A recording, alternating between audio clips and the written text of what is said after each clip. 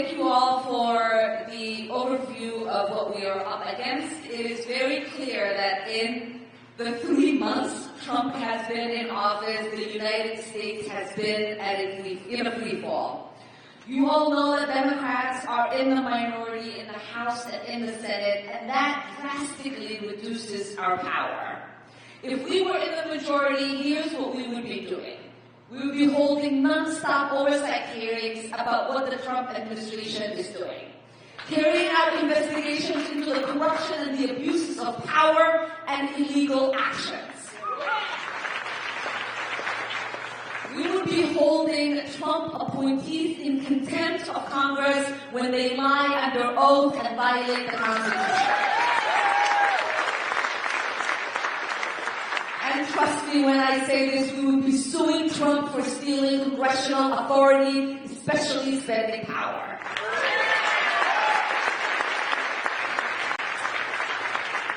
But as many of you know, this is not what is happening. Republicans in Congress are abdicating their constitutional duties because they are too afraid to stand up to Trump.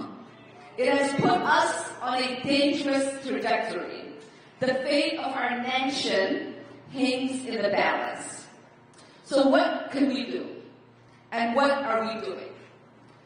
We know that we can slow down Republican efforts in Congress. As many of you have seen, Senator Cory Booker held up the Senate for 25 hours.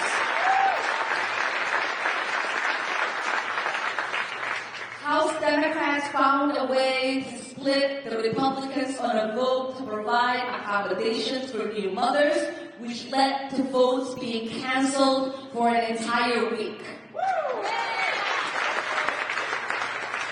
We introduced amendment after amendment on the budget vote to make sure that we were breaking off Republican support. We are doing everything that we can. Some people might say this is performative. But one of the things we know about preventing fascism is that every minute of delay is important.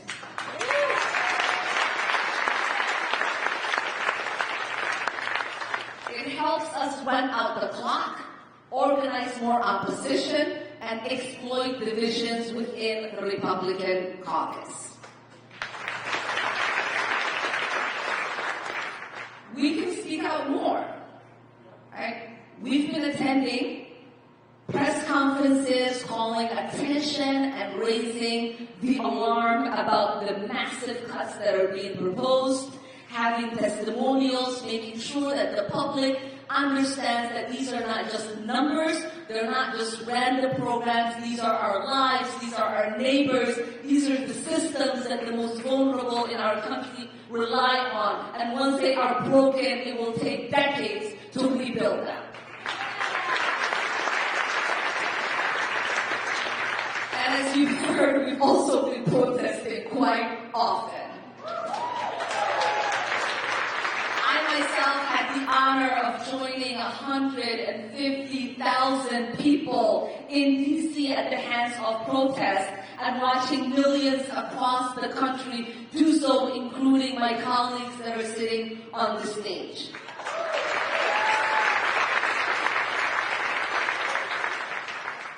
We have been meeting with people and organizations that are impacted, who you will hear from in a little bit, to make sure that we are galvanizing public opinion.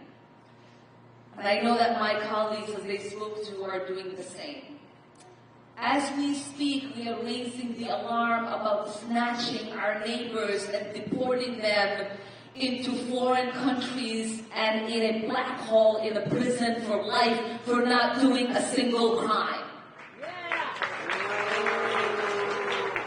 We are coordinating efforts across all levels of government and types of power. We are meeting with attorney generals and understanding the lawsuits that they are filing so that we can support them.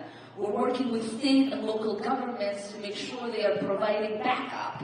Congress is getting information from whistleblowers to inform these efforts. We are strategizing nonstop on how to make sure that the most limited power, how to use the most of the limited power that we have.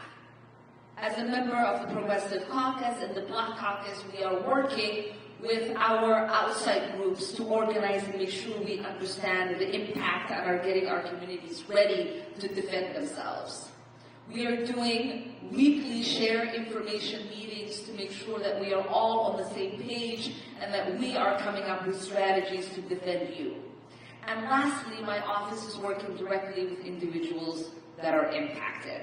We are fighting for individual people's Social Security benefits, immigration paperwork, tax return, their access to disabilities, and making sure that they have all that they need from our federal government. Because, as many of you know, we are your liaison to the federal government. We can be a crucial line of advocacy for our constituents who are experiencing issues with federal government like irregulation, delays, and emergencies.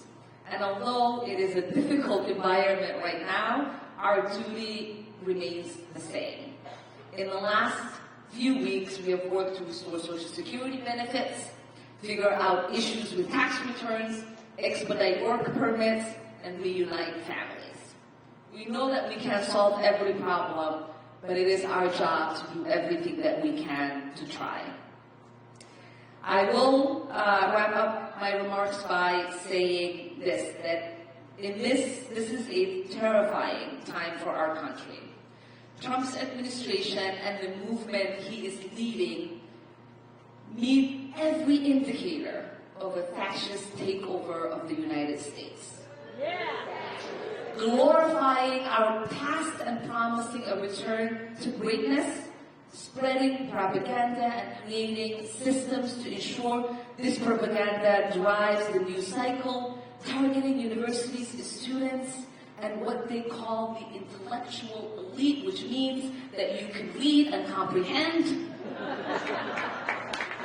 creating a new reality that hides the truth for his supporters or anyone who is passive observer of the news, creating hierarchy that places white men above all others and targets immigrants and people of color, spreading non-stop fiction that Trump and his movement are victims, focusing on law and order to cast any opponent as a criminal who should be imprisoned or deported, demonizing the LGBT community, destroying women's legal protection and bodily autonomy, dividing urban and rural communities and casting cities as lawless and decadents, destroying unions and casting any opponents as weak and lazy.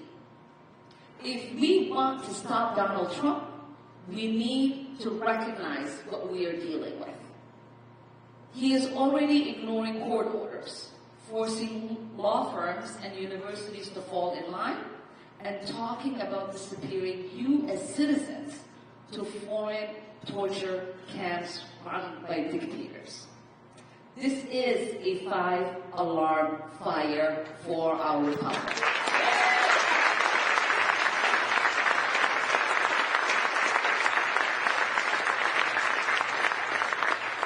And with that, I will pass it back to Representative Omar.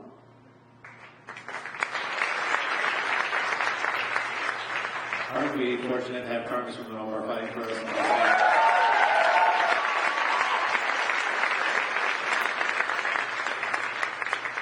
Well, now it's your turn. So we're going to, hopefully folks got a piece of paper as you were coming in. If you didn't, I will read off the prompts. But we are going to be taking lots and lots of questions from you all, but we're not going to have time to get to everyone. And we wanted to give you all a chance to share with each other what brought you here tonight. So we're going to do this for just 5 minutes, but I'm going to give you 3 questions.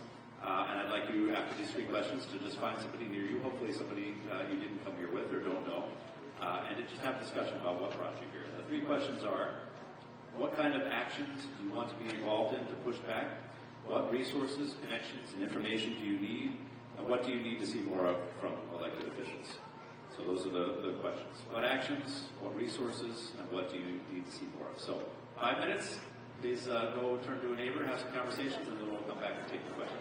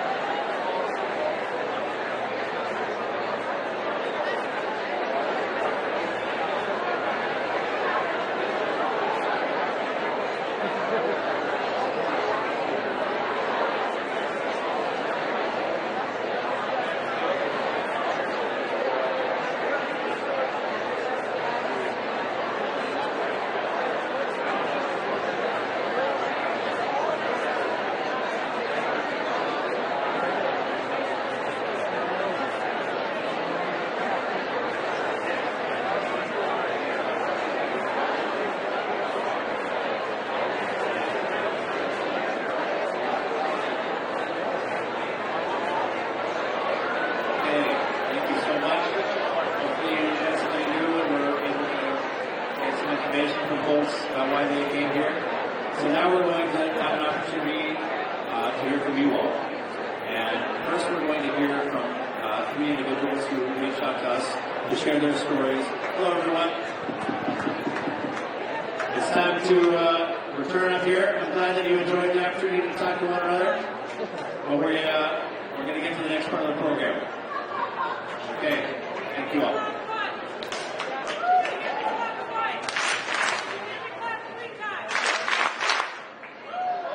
Okay, so I'm going to turn it over to Sarah Clark, who's going to have our first three members of our community who are going to share with us. Thank you, Leader Long. As we know, the federal actions and federal cuts have been affecting many of us. And tonight we have three stories of individuals who have been affected or will be affected by the federal actions. The first is a Planned Parenthood patient, Jessica Clem. Jessica.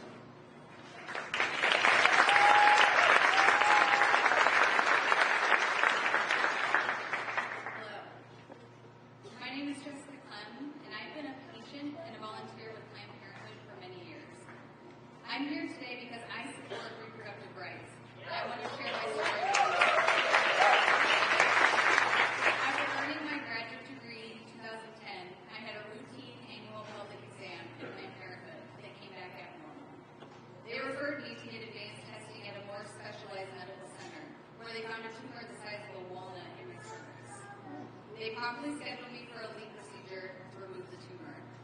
Everything went well, and I was healthy. But the doctors told me if I had just waited a couple more months, I would have had cancer. That first appointment at Planned Parenthood and the doctors, nurses, and staff was life-saving. They saved me not only from future suffering, but also from financial burden. The cost of my exam at Planned Parenthood was significantly reduced for me, and thanks to a federally funded program, the price of the lead procedure was covered entirely. And this meant everything, because cancer runs in my family. My mom died of cancer when she was 36 years old. Who knows what could have happened if those resources weren't available? I'm just one example of why Planned Parenthood and other organizations are so crucial to people in our community. And there are so many others like me out there right now. The Trump administration is doing everything it can to eliminate funding for life-saving health care, including cancer screenings, birth control, and STI testing. They are trying to shut down Planned Parenthood, the place that provided me with the crucial care I needed.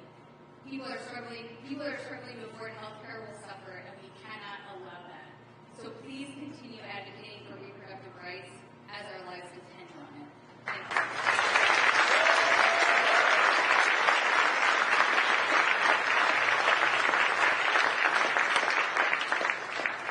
Thank you, Jessica. Up next, we have a child care professional, Lauren Spencer. Come on up, Lauren. Hello, Lauren.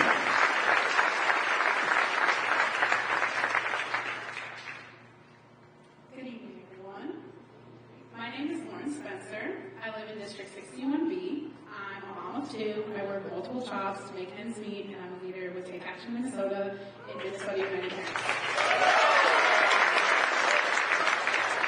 My primary job is one of the most important in the world, early care and learning. But I'm here today because the proposed Medicaid cuts by Donald Trump and the MAGA Republicans will have devastating impacts on families like mine. This is my son, Isaiah. He was born on July 27, 2018, with a rare and life-threatening condition called Prune-Belly syndrome.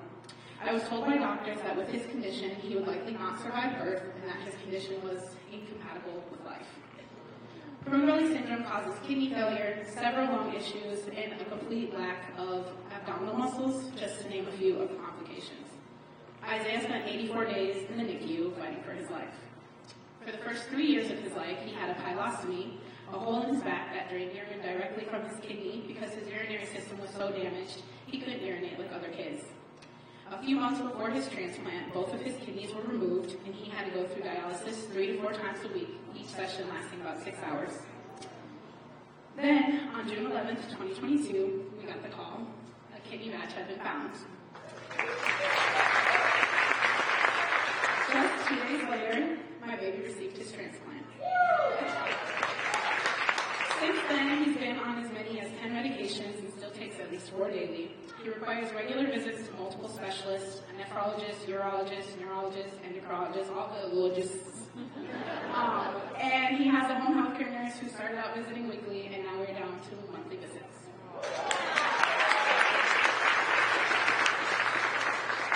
Today, Isaiah is 6 years old and thriving.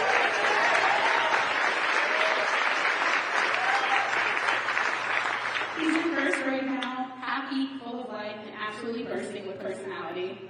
He loves to sing and dance, and he brings so much joy to every room he walks into. He's funny, he's vibrant, and he's living the kind of childhood every parent dreams of for their child. But none of that would have been possible without Medicaid. I work in childcare. We don't make a lot of money. If it weren't for Medicaid, I'd be in crippling medical debt, and I truly don't know if Isaiah would be alive today. Medicaid saved my son's life, and it continues to keep him alive every single day. Cutting Medicaid isn't just cutting costs. It's cutting lives. It's cutting futures. It's cutting hope. So I'm here to share my story and say thank you truly to Congresswoman Ilhan Omar, who's fighting for Medicaid for families like mine.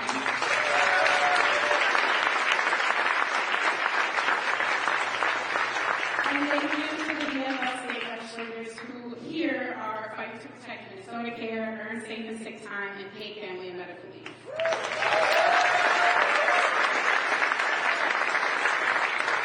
Families like mine are counting on you.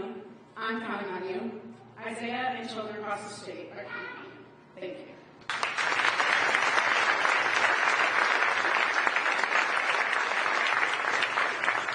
thank you, Lauren, for sharing Isaiah's story, and we celebrate that June 11th, 2022 date with you.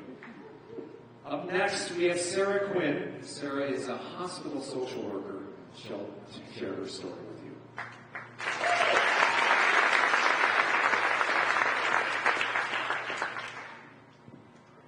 All right, good evening. Hello, my name is Sarah Quinn, and I live in Minneapolis in District 62B. I'm a mom and a Minneapolis public school parent. I'm a social worker in my 13th year of practice, and I'm a leader of Take Action Minnesota and Minnesota United Parents. For the last 5 years, I've practiced in a primary care clinic in Minneapolis where Medicaid is the main insurance for somewhere between 70 and 75% of our patients and families. Beyond covering the vast majority of our well child exams, vaccinations, and labs, Medicaid also covers life-saving mental health screenings and services. When I think of the potential cuts to Medicaid, I think of a 9th grader I met in 2022. She spent most of middle school engaging in virtual learning while helping her younger sibling as her parents worked. When she saw me, she was profoundly depressed, engaging in regular self-harm, and had thoughts of suicide. We knew this because of pediatric screening tools and the ability to start therapy quickly, thanks to Medicaid. During the last several years, this team has engaged in individual therapy, partial hospital program, and inpatient hospitalizations. All of these necessary steps in providing care have brought her to where she is today, alive, supported, and managing her mental health.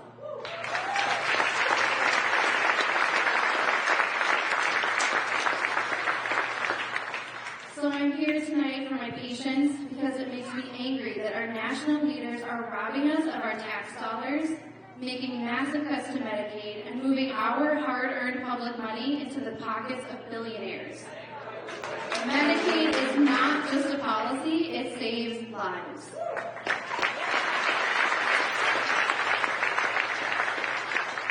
I'm also here to thank our DFL leaders here in Minnesota for standing strong for the policies big and small that our families and communities need. Medicaid expansion, Minnesota Care for All, and all of the foundational policies like earned, sick, and safe time that make accessing care even possible. To Congresswoman Omar, DFL leaders, we need you to keep standing strong for the things that we need, from local leaders protecting earned, sick, and safe time to federal champions protecting Medicaid. We need to use all of the tools we have to protect everyday families like mine and my patients from the Trump-Musk administration. Thank you so much.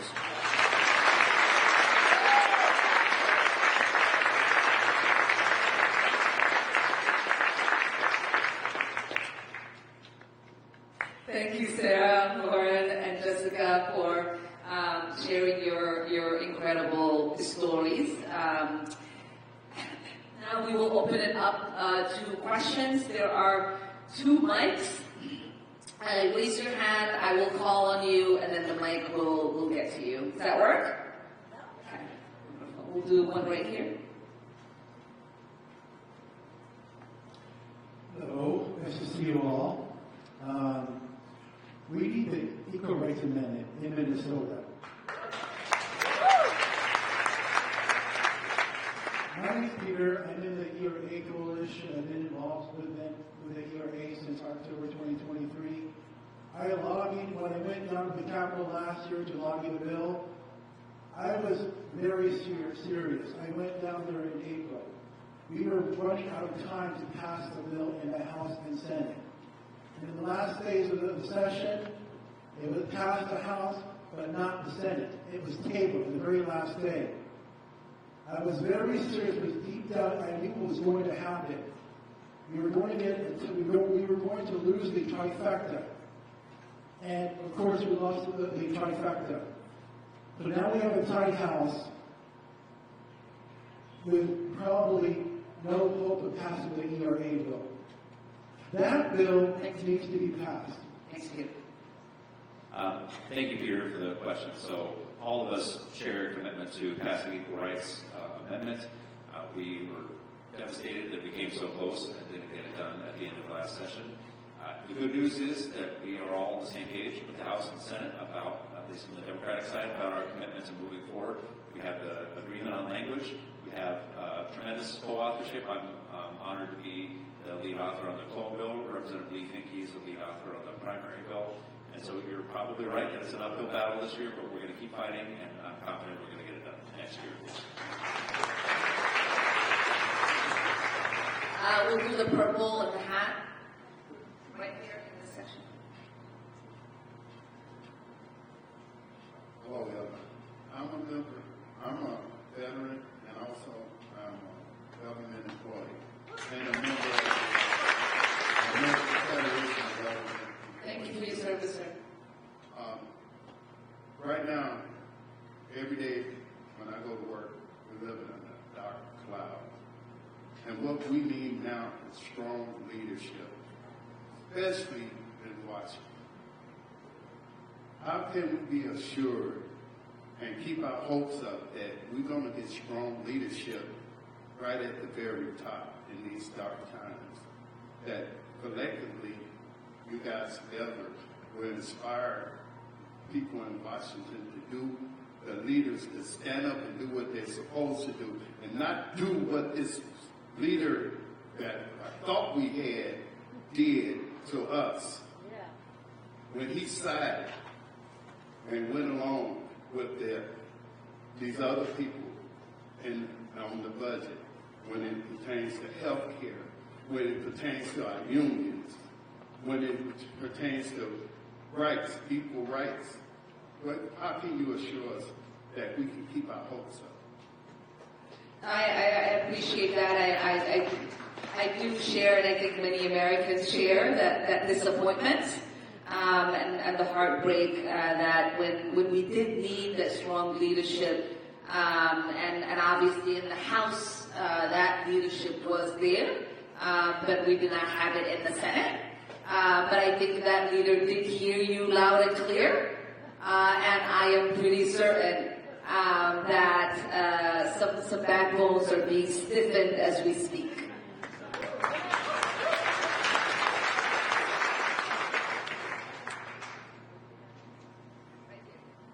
Here. Purple. Oh.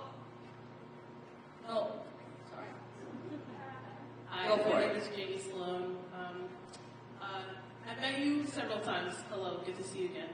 I'm wondering about, since we are facing this turn where you are hamstrung essentially by the lack of majority power, how are you advocating for dual power in the case of like community workers, community groups?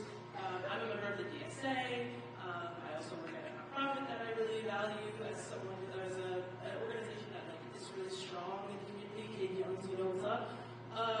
So like, yeah, how do you advocate for community members who are your constituents also interacting with other community groups? I just wanted to make the point that public television had reported that 132,000 people in the federal government have been fired or pressured to take buyouts. This raises the question of, in all this discussion of what's happening in the country and what the Trumpites are doing to the country, where is common sense? Can the rallying cry be common sense? Can anybody look at this and say this is good, this is normal, this is going to help us? Firing 132,000 people, and it goes on and on. Common sense, please. Let's rally around common sense.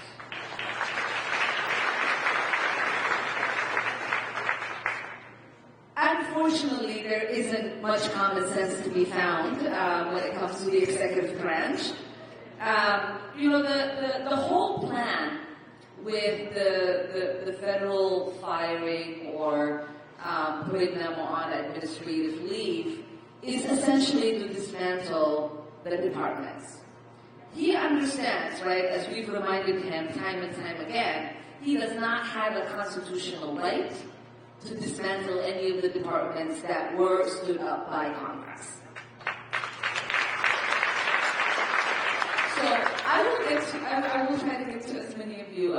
So the plan then is to go after the low-hanging fruit, which is a lot of the staff, because they keep talking about people who are on probation.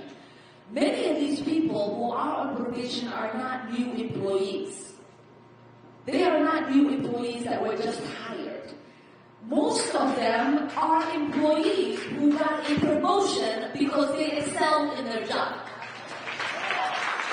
So they are new to their role.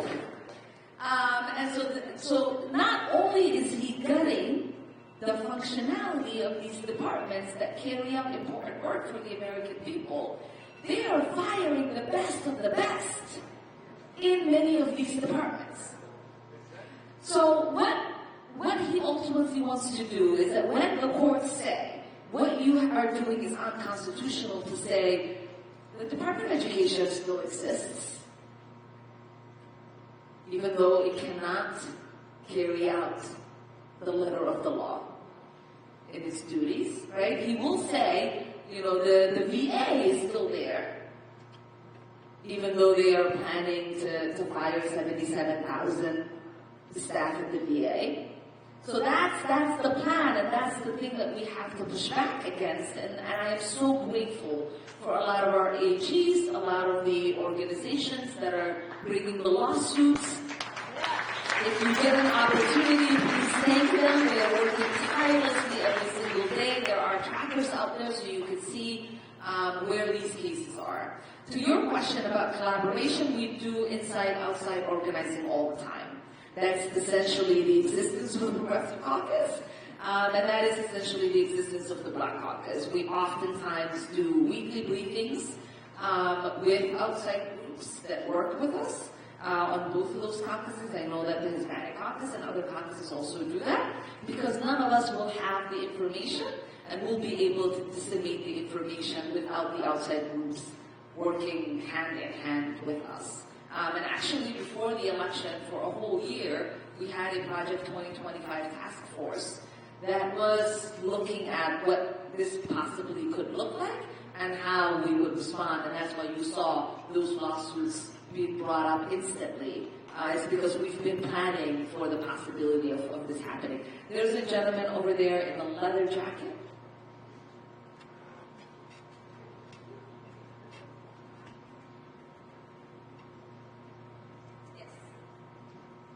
Thank you. I'm also a minister, and I'm thankful. I've heard of this church before. I've never been here, but I'm thankful for being in a church. I got one question, but the Bible says that God would not pardon the killing of innocent blood, and I believe that people need to repent for the killing of babies through abortion, the supporting of homosexuality. And if we don't repent, it's a woman's body, Jesus to come in your heart. Well, my question is, Yeah, please answer your question. do you believe it's all right to kill the unborn? I appreciate that question, but I don't think any man should dictate what a woman should do with her.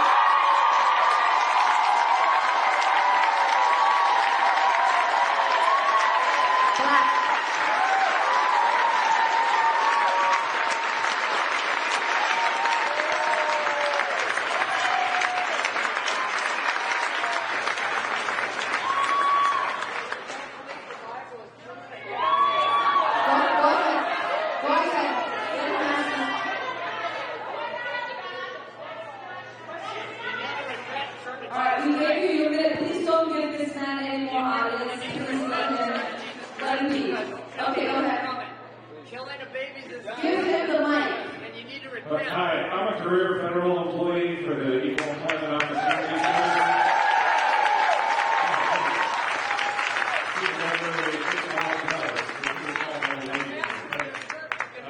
But I really have less of a question and more of a request as a constituent that lives 5 minutes down the street, that the Protect America's Workforce Act is on the House bill that codifies our right as federal workers to unionize.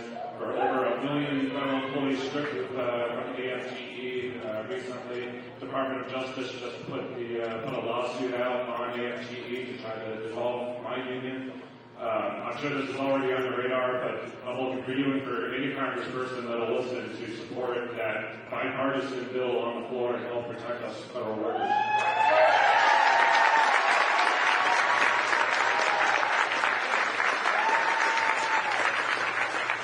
Thank you so much. I think I am a sponsor, but I will double check. I will double check. So I will double back here. Maybe we'll take right there the mask.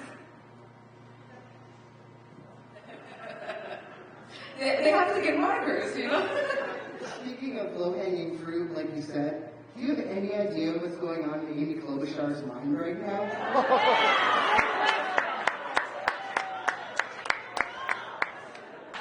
We'll go right there. Ali, right there, keep going. I don't know how to long hair, maybe. Hi, everybody. My name is James Wilking. I am a labor organizer with SAA Work for Minnesota, Iowa. Specifically, about 500 workers of Pan-American and North Central states that worked really hard to form their union 3 years ago. We relied on FMCS during that process, which was incredibly challenging, even with the employer as variables, Planned Parenthood. And as some of you might know, FMCS was essentially shuttered recently by this administration. Question for our local representatives: do you see any place for us to step in to fill the gap that is now gone because of the vacancies at FMCS at the state and local level? Yes.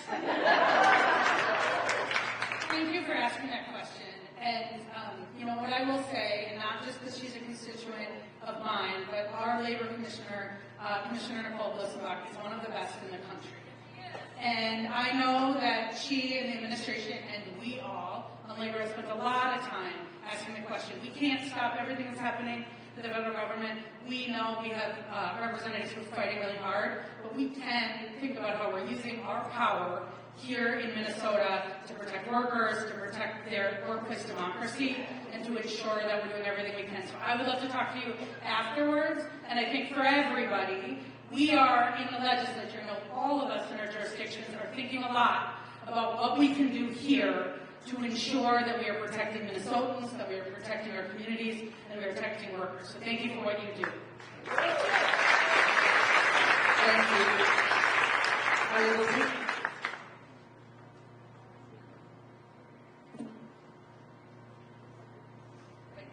Two hands. I'm Charlie. I live in Minneapolis. I have hated genocide since I first learned of the one that was conducted in Germany in the early 1960s. And I hate the genocide that's going on in Gaza right now.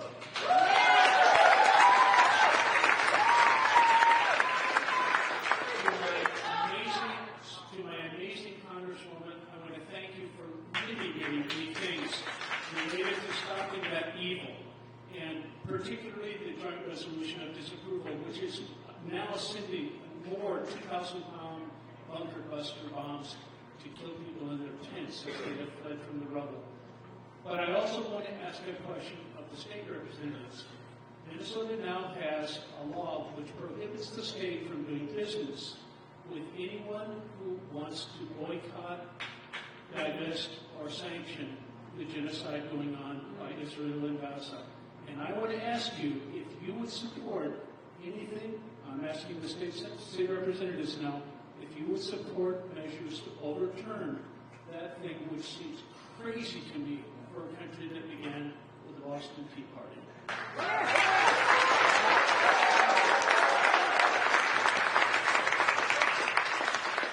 Thank you so much, and I share your gratitude to our Congresswoman for being just a voice of sanity and care and compassion in the world right now.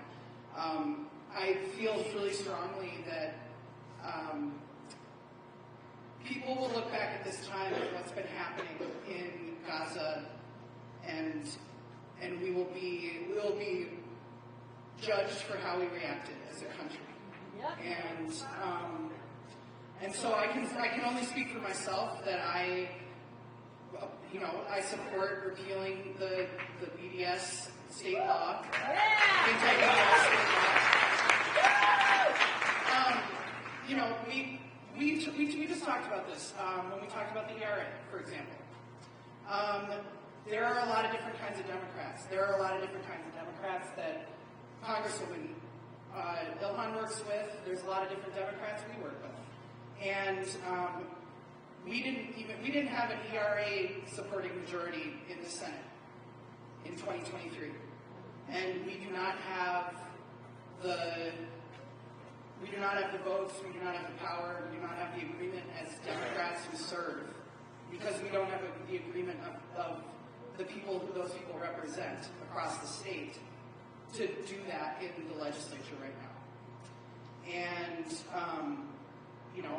I think that there's a lot of work that we need to do, because, you can be right on an issue, and if you haven't built the power to assert the rightness, then, you're not able to actually make material moves on it. And so that's our job, is those of us who are anti-genocide, who are reacting with horror at what's happening in the world, is to do the organizing and to do the power-building work that we need to do to build a moral consensus around this issue, and that needs to infuse its way into governing bodies. But we're not at that moment right now, unfortunately. What am I doing to change? I mean, we have to have conversations it's not on us exactly, it's on all of us. I have an obligation, and I have been speaking out about Gaza, and Ilhan has been speaking out about Gaza with her much larger platform than any of us have. But it's right for us all to ask our elected representatives what they're doing. I'm happy to tell you more about what I'm doing, but it's this is an issue that we don't have agreement on within our own party. That's the fact of the matter, unfortunately. Thank you, Aisha. I think what Representative Gomez says, I think, Charlie, you probably understand, is that when this bill passed, I was in the Minnesota House. I think I was the only Democrat who voted against it. Right? So you have to comprehend the level of movement we have to do, because to me it was against the First Amendment. Point blank. Very unconstitutional.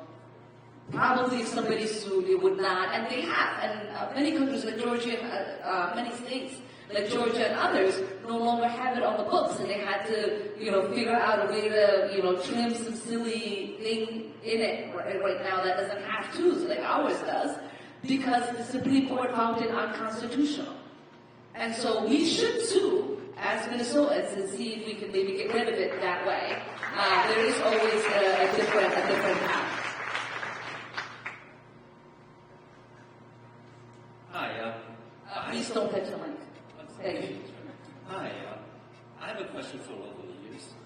Because as a state employee who is underrepresented by MAPE, currently represented by MAPE, working in higher education, so Tim Walz has recently put a return to office order,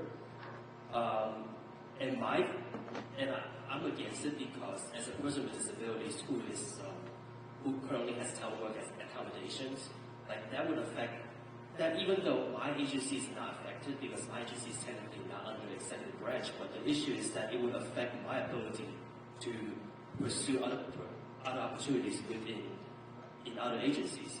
And the second part is that now it is a contract negotiation period. I would like to see MMB to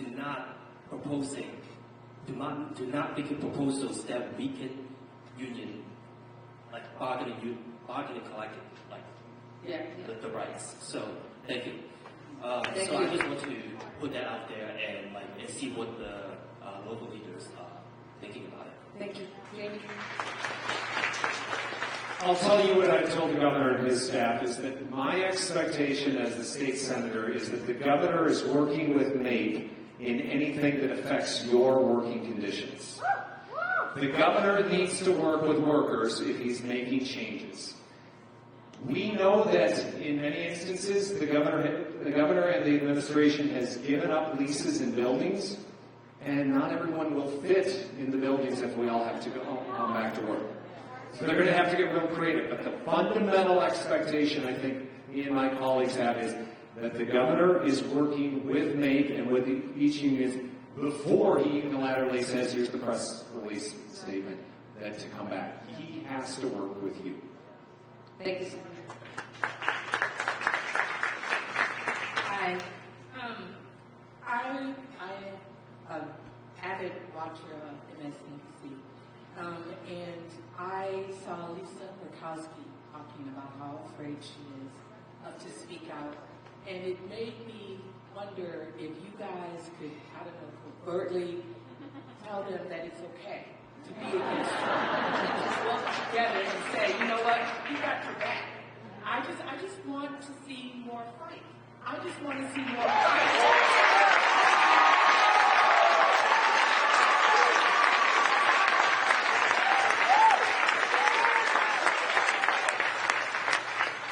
I think what Lisa speaks, the senator speaks to is real.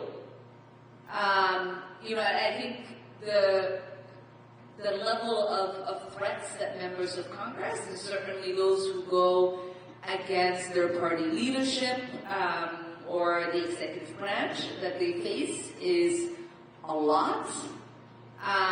What my hope and the hope of some of my colleagues who've been dealing with this forever is that our courage would be contagious, that they would take cues from us, that regardless of how much we have been threatened, I had the highest level of death threats in the first Trump presidency when I was in Congress.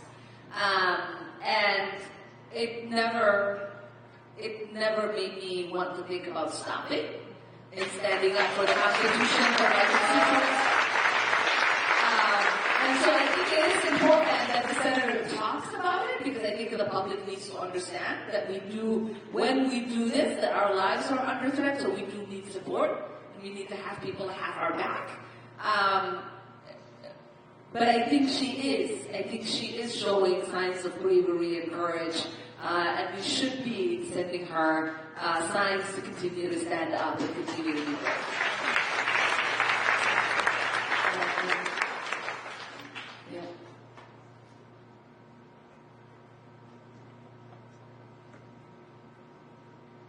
We'll do the white mask, blue. Please don't touch the What I would like to really see is a pledge from the Democrats. They will always have a primary, and they will not have any superdelegates who put their thumb in the scale. Because every time they have, they've lost. They have to have pure D Democrats call the primaries. That's the only way we're going to fix this. Because the Democratic Party has been weak on supporting workers and labor for a long time. When OSHA was created, there was one inspector for about every 2 to 4 factories. You know what the ratio is now? It's about 1 for 200. You're lucky to get a 2-hour inspection every 3 years. They lost this guts years ago. And that's just kind of across the board. Who put up a fight? Who opposed it? Yeah! And then we'll take the young man on the edge.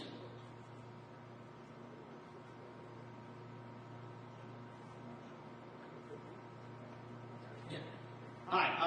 The Yale Youth Survey poll shows that among youth, 18 to 21-year-olds favor the Republican candidate over the Democratic candidate on a generic ballot by 11 points. The Democratic brand has become toxic among young people. What are you doing to combat this, and what ideas do you have for us to win back young people?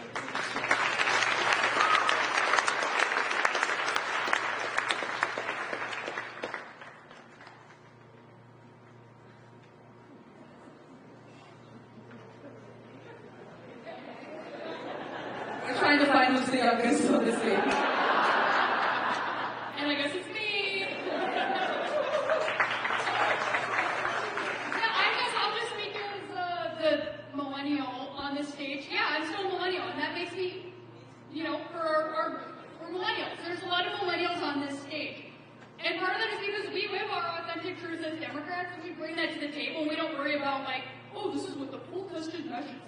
the we say, it's wrong that people are trying to tell me how to do my own healthcare decisions. It's wrong that there isn't a fully funded public school in my neighborhood. And I don't worry about what the cool thing to do is. I just say this is what my community should look like. This is what we all want Northeast Minneapolis and Southeast Como to look like in a broader world where we have this.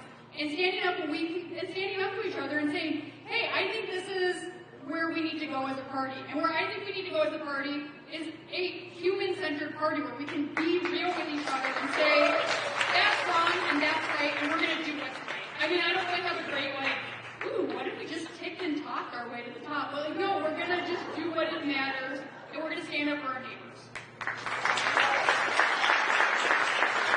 I appreciate that. I think to the question of the primaries, none of us are a party to what the DNC decides, but as somebody who's been primaried every cycle, I support primaries. I don't think people should be afraid of primaries. It's good for democracy.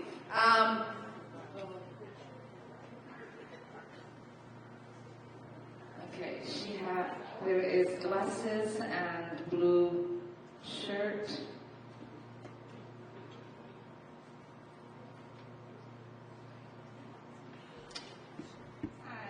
My name is Laura, and I'm a teacher at Cosmos Montessori. We can't hear you. My name is Laura, and I'm a teacher at Cosmos Montessori School, a chartered public school serving grades preschool through 5th grade, and we're actually located in the same building as your office. It's Snappity Community Center. I visited that. Yes, you have. My charter public school is providing dual language Montessori programming, and we're doing it with limited funding, as charter public schools receive roughly 70% of what traditional district schools receive. So my question is, do you have any insight on the likelihood of cuts to federal funding, such as Title or special education funding, or advice on how to advocate against these cuts?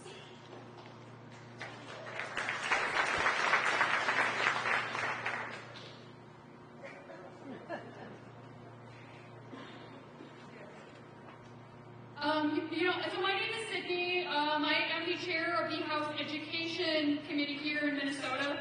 And the real answer is I'm very concerned about this, and it will have enormous impacts on our students who receive special education supports the most if the federal Department of Education goes away. There's a lot of educators in the room. I see you. Shout out to all of you.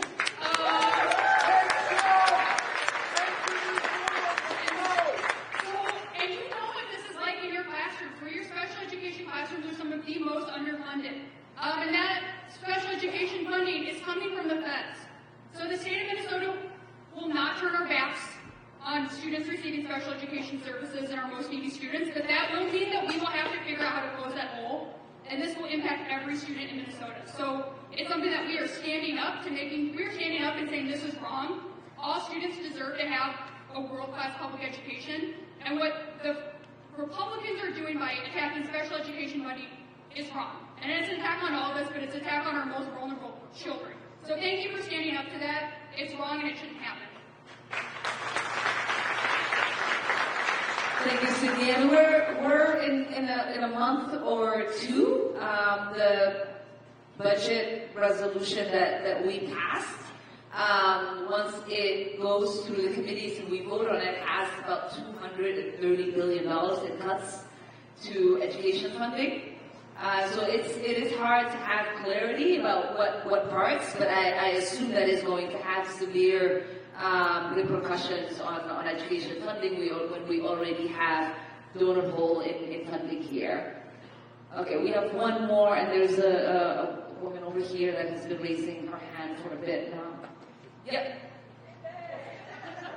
I know, I saw you bleeding. Hi, I'm Denise Myers, and I am sort of a transplant to Minnesota. I am a retired educator. I worked with TRIO programs for about 27 years. And I actually have a question about the TRIO programs. For some of you may know what some TRIO programs are: Upward Bound, educational talent search, student support services, upward bound, math and science, veterans upward bound, and specifically student support services, the cycle starts, in 5-year cycles, and it starts in September of this year.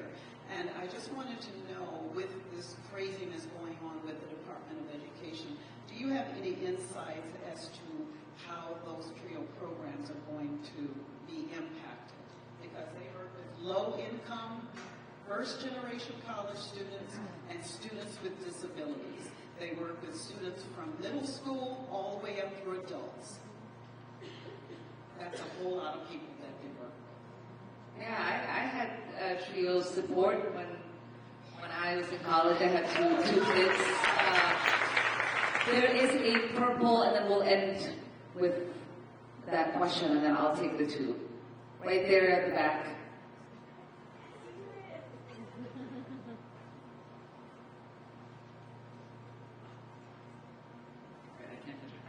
All right, I'm Amber Quinn. I live in Northeast Minneapolis, and I don't really want to speak this into existence, but a lot of my coworkers, one of my friends, when we did the discussion, are really worried about the noises Trump has made about going for a third term and joking about it.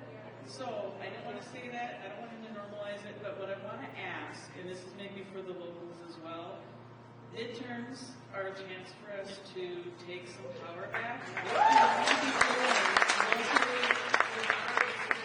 Areas to start that work even now.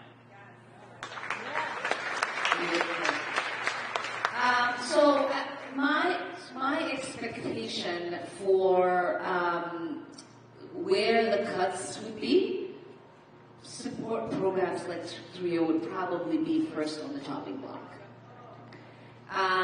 They've already got rid of the Department of Civil Rights within the Education Department.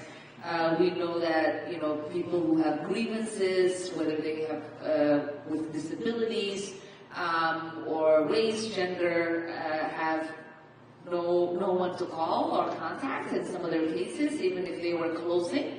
Now are, they're basically gone, and they're going back to the drawing board, and they're having to see what they can do with their state Department of Education. So again, it is a speculation, but I don't know where you find $230 billion in cuts without cutting a lot of education funding. And so we shall see. I mean, obviously, we are going to put up hell of a fight. They have vulnerable Republicans. We're going to make sure that they are on the record, that there is not going to be a way to hide in the dark of the night to pass this legislation without us taking the time to publicly explain to the American people what is being cut, how it is going to impact them, and what it means. I sit on the budget committee. We put on a fight there, but it was just the resolution. Now the language of the bill will be in there because we just passed the numbers. So once we see, because they keep saying we're not cutting Medicaid, we're not cutting veteran support. We're not. That's their talking point, right? We're not coming for your Social Security. Well, $880 billion is a lot of money. So where are you going to find that if you're not cutting Medicaid? $230 billion is a lot. For our farmers who get support for SNAP programs in egg, they want to cut 230 there as well, or 220. It has to impact real things that will then obviously have an impact on our lives and the lives of those that we love. And so, we're going to try to make sure that folks understand. And before I close, who wants to take that question about taking back the house? So this is a good transition to the next conversation we're going to have too, which is taking action. Like, what do we do? Right? We are not powerless. And to this question about 2026, there's also elections in 2025. It is our job to make sure that there are elections in 2028. I am a voting rights lawyer, and I will tell you that that question about what happens, the Constitution says one thing, so does the law. It is our job to make sure that we are still a constitutional democracy.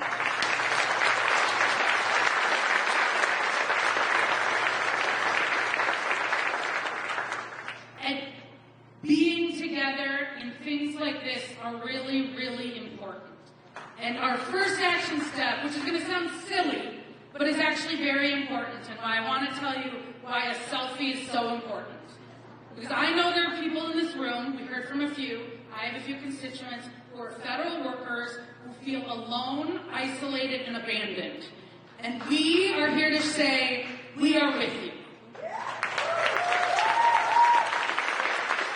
And I know that there are folks, there are trans folks, there are immigrant folks, there are folks of color. Basically, Trump and Musk is coming after all of us, and it is our job to say we are together and we are with you. And so we're going to start with a selfie. And Ilhan says she takes the best selfies, so I want everybody to get the best smiley face on, but we're going to do some more things too. And we're going to start with a selfie of... I had everybody prepare for this ahead of time. Okay, you ready? 1, 2, 3. So now what I want you to do is if you have a phone with a photo, with your neighbor, with yourself, maybe you have some new folks to talk to, I want you right now to take a picture. And I want you to get on your phones. Get on your phones. Take a photo with yourself, maybe a new neighbor you've met, maybe your row, this whole cheering section back there. This is what community looks like. Can I have a slide? A slide. This is good. You take a picture.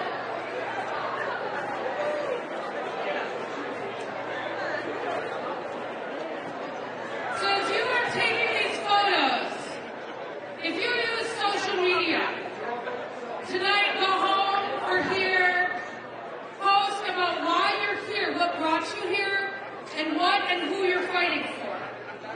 If you don't use social media, send an email to your friends and your family, to your book club, to your pickleball club, your church, your synagogue, your mosque, and tell people why you are here and who you are fighting for. So can I get, will you promise to do this? Yes. Awesome. Can I get another slide? So it is really important that we talk about that this is what Congresswoman Omar said, which is we have to use all the power we have where we have it. We have to use it in our mosques, our synagogues, our churches, just like we are doing tonight, in all of our, every place you go. And we have to use them in our state halls and our halls of Congress. And so I know many of you, because I've seen you, who have been either at the Capitol, who have been at rallies. We have to keep doing that. Lisa Murkowski is responding to the public outcry. There were 43,000 people at the Capitol, but that's not all. There were thousands of people in small towns all across Minnesota. So, I want us to all commit, and there's a bunch of stuff you can do here, and everybody has a different superpower. Some people's superpowers is to call, to write, to email. Some of your superpowers are to be in the streets and lead us in the streets. Some of your superpowers may be to organize in a small, cohesive way people in your dining rooms. You may have relationships with folks across the state or across the aisle.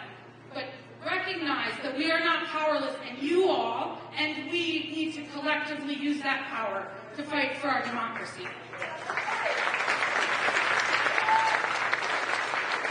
So it is with that, one, I remind you of your commitment to post on social media. Two, to continue to show up for people. And if you all are here, there are 10 or 15 or 20 people you should bring with you to the next rally, to the next day on the Hill, to the next town hall. And so promise me that next time you'll show up, you'll bring 5 friends.